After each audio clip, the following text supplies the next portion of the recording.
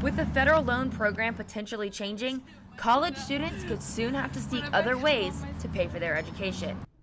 President Trump's recently announced budget proposal totals $4.4 trillion, but it outlines steep spending cuts, such as cutting roughly 5% of the U.S. Department of Education's budget for 2019.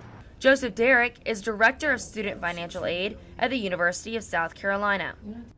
I think what it means is in the long run there will probably be less different loan programs, less different repayment options, which is not necessarily a bad thing.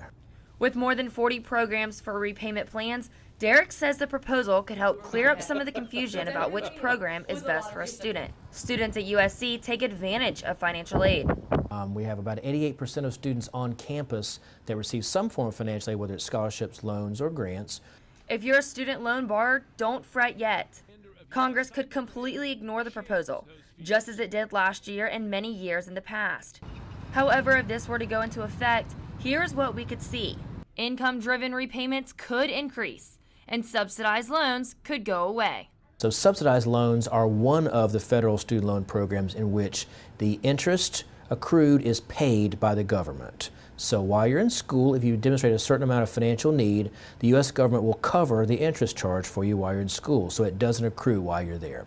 If you borrow $2,000 in subsidized loans while you're in school, then after graduation, you'll only owe back that $2,000. However, if President Trump's budget proposal is approved and only allows unsubsidized loans, then while in school, your debt could increase by hundreds.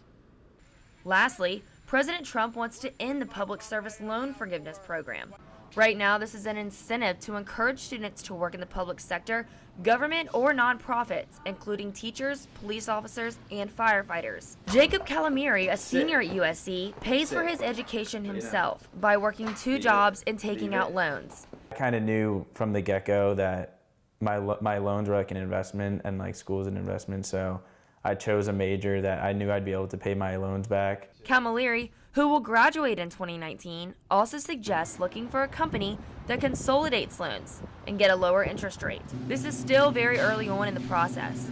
Unless Congress adopts the president's proposal, the rules in place now would remain the same. For Carolina News, I'm Morgan Cox.